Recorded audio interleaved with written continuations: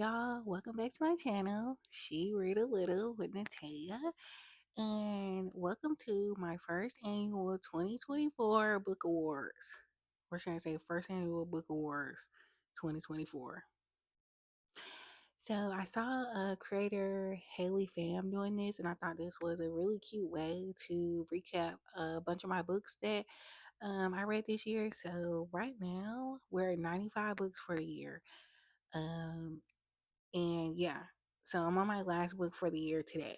So, and right now it's Secrets of a Billionaire Bishop by Micah Rain, and it's kind of insane. So, anyway, we're going to kick off our award show today, um, starting with Most Unhinged MMC. The nominees are, I'm looking at my laptop. The nominees are Mason Neiman, and Mason Neiman by Jatoria C. One thing he did, he named a graveyard after her. Okay. So, by the way, this is like a dark romance situation. And then we have Xander from Man of the Year by Connie Easton. Okay. And then we have Alexander from The Devil Wears Baccarat by Jatoria C. And then we have Capadonna, in Capadonna by Jaquel J. And out of these four, I'm gonna go with Mason, um, because he named a graveyard after his girlfriend, or she wasn't even a girlfriend at the time. He wanted her to be his girlfriend. This is a friends to lovers trope situation. And they were friends from childhood, and he wanted to date her. They were together for a little while when they were teenagers, and he wanted to date her, but her parents said he was a dangerous man, and he knew how his family they knew how his family got their money, and they didn't want their daughter involved with him.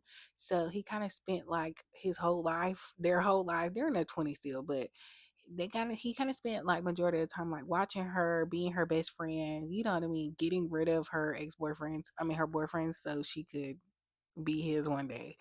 So definitely most unhinged MMC goes to Mason. Okay, next up we have best quotes. The first quote is from Elbert in Elbert the Uncaged Mind by Joan Vassar. Um and it was this moment that brought about clarity. He wondered if in his attempt to free Anna, he would be able to free himself. He was now in pursuit of a life with her, and the notion scared him. Thinking back to his childhood, his life had been one violent event after another. Now there was her. This was right, and the thought of losing this was more than he could swallow. So this is Elbert's quote in regards to Anna, his woman that he found, and he was just coming to terms with the fact that he loved her and he had never been in love before and he was afraid. So, and then next up, we have Black from Black by Joan Vassar. Black said, freedom taught him that slavery came in many forms, and oftentimes a man could be in bondage and not recognize it. I love Black. Next up, we have Mike from Sweet Honesty by Joan Vassar. One thing about Joan, she can write a man. Okay, everything they say. That's why three of her men are three of the four nominees here. Okay, so Mike in Sweet Honesty said he felt free with Alexander, even in the face of discrimination for being a colored gay man. So basically, in this story, it's two gay men, Mike and Alex, and it's set in the 1950s. And Mike was fleeing a situation. He just left his ex or whatever because he was like shunning him because his ex was like DL, so he wasn't comfortable with himself. So Mike was dealing with a whole lot of like he had to hide to be with a person he loved, and this was like the first time he felt free being with somebody, and that was just monumental for me. And then number four is the funniest one out of like all the books I've read this year. You shoot my mama for me? Calm down, Gypsy Rose. This was Czar and Marley in Losing Control by Lady Nisha. Um, that book was hilarious. Czar and Marley were hilarious together. But out of these four quotes, I'm gonna have to go with Black.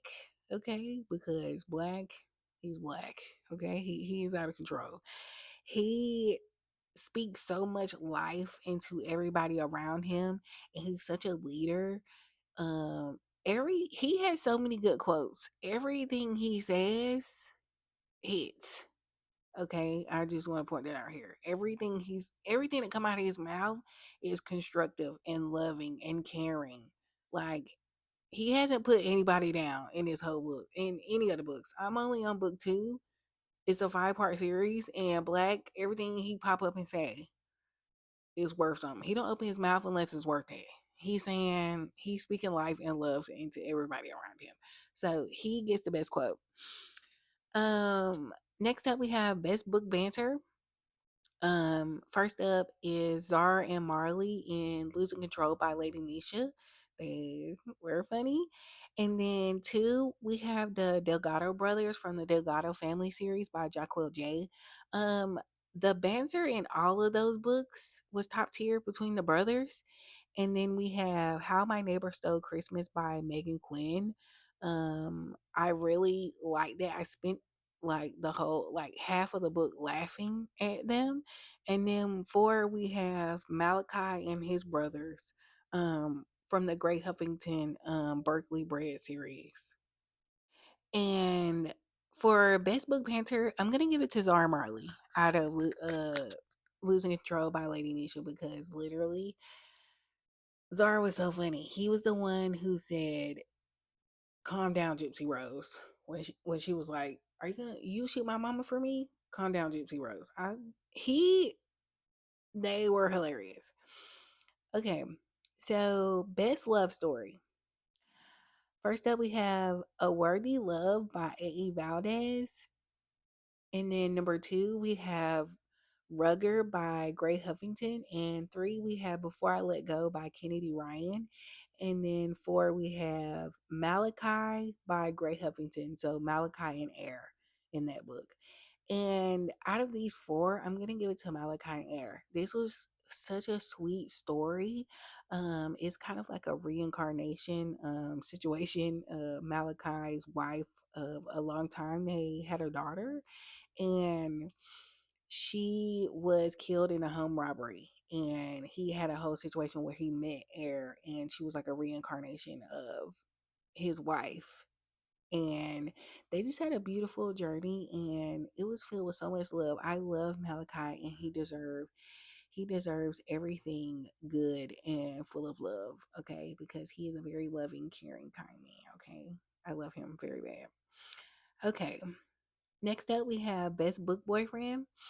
The nominees are Chemistry by Gray Huffington, Black by um Black in Black by Joan Vazar, and we have Jack and Sweet Honesty by Joan Vazar, and we have Capadonna by Jacquel J. And I'm gonna give it to Jack. Jack is Big Daddy. That's what I'm gonna call him. He was in a throuple situation, and their first child, which was the husband's, they were married. The man found had some feelings. He figured out his sexuality. He liked men, and he got with Jack, and they were a throuple, and they had a child, the husband and the wife, and they wanted Jack. I mean, Lamont was like, the child can call you daddy and me papa. You daddy, big daddy. It go to Jack. Okay, Jack was definitely big daddy in the whole book. Everybody out of the three, he was the head of the family. Okay, he was the head of the family. So I'm giving it to Jack off that alone, because hello, your first child, call him daddy. It's crazy. Okay, so next up we have Worst Ex. And our nominees are, they're good.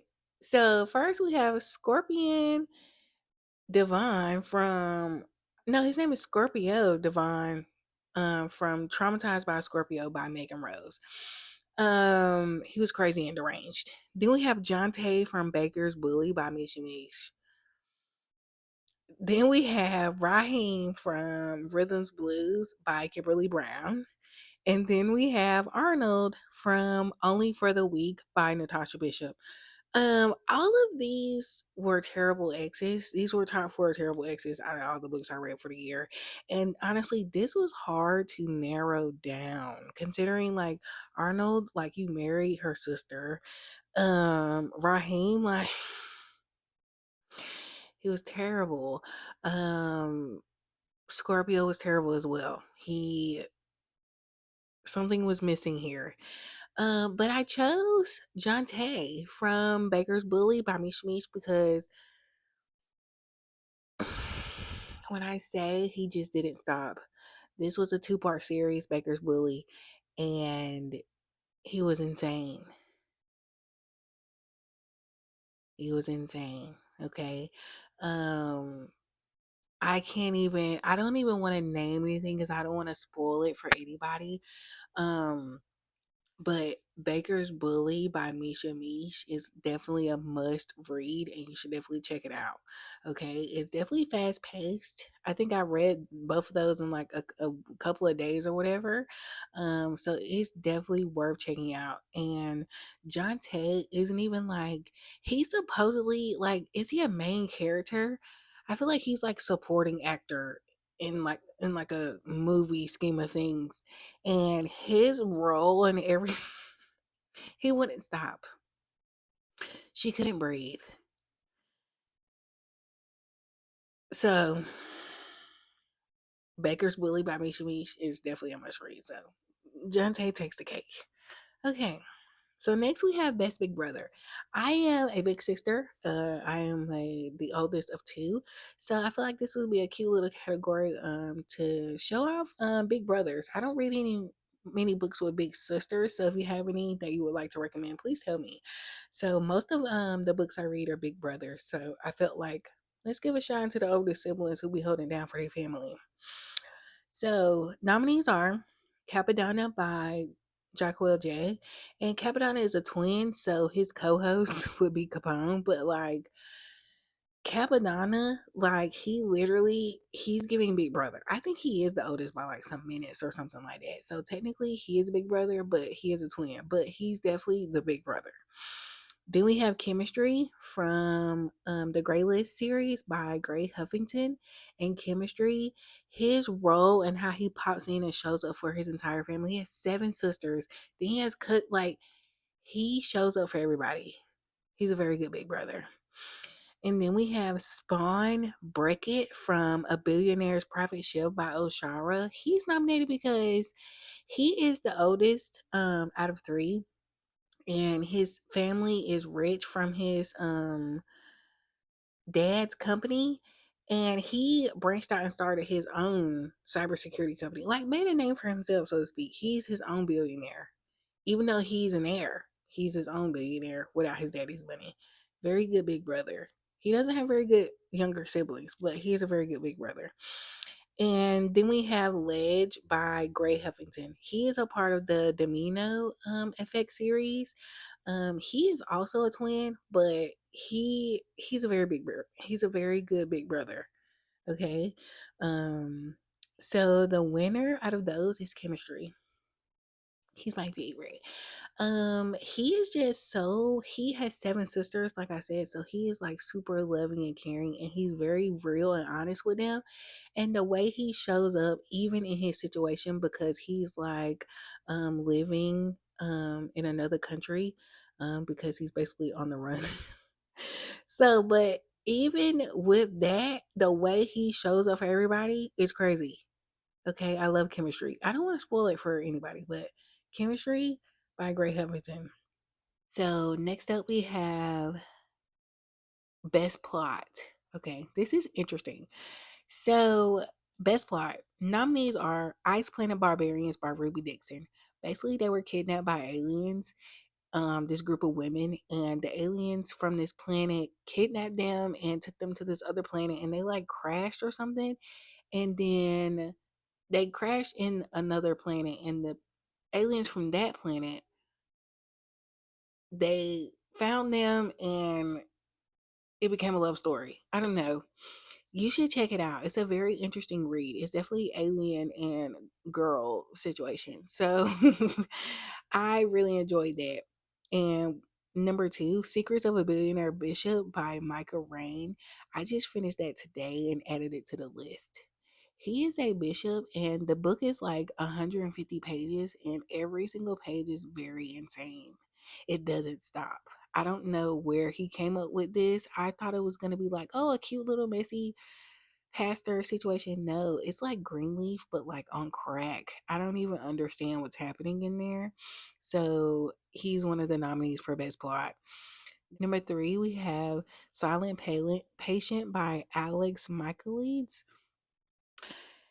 It's definitely a thriller. So if you it's basically she killed her husband and they try to figure out who she's accused of killing her husband, and they're trying to figure out why she just stopped talking.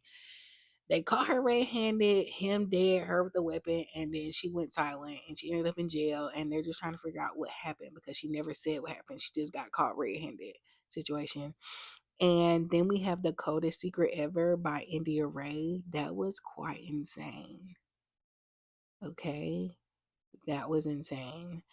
And honestly, this was hard to choose, but I'm gonna give it to Ice Planet Barbarians because kidnapped by aliens and then now we out here starting alien family baby situation is crazy. And that's like a 20 something part series. I've only read three because it goes down the line of like every girl that was like kidnapped, and it was insane. And it was definitely unique out of the books I read for the year. So I'm giving it to Ice Planet Barbarians. And then last but not least, we have my favorite book of 2024. And this was hard. But number one, we have Disappearing Acts by Terry McMillan. Okay. I love that book. Okay. Then we have number two, Black by Joan Vassar. I love that book. Then we have three, Demon's Dream by L. Kaysen. I love that book. And then we have number four being 1201 by Bella J. And I also love that book. But I'm going to give it to Black by Joan Vassar because that book it has such a deeper meaning. Like initially before I read Black, my favorite of the year was Disappearing Acts by Terry McMillan because I read it 3 times this year. And Franklin and his shenanigans was out of control for me. But Black, okay, he's out here freeing slaves. He has a fort. They took their freedom. He's the mayor. He be speaking life into his people. Black is a good man. Black is a good man. You should read that book. You should read that series. Okay? But my favorite book of 2024 is Black by Joan Vassar. So that's my wrap up of 2024, and I hope you enjoyed it. If you made it this far, thank you very much. And please don't forget to follow me on TikTok and IG at She Read a Little. And also like and subscribe. And thank you guys. I can't wait to see what we're gonna do for 2025. So happy new year, guys.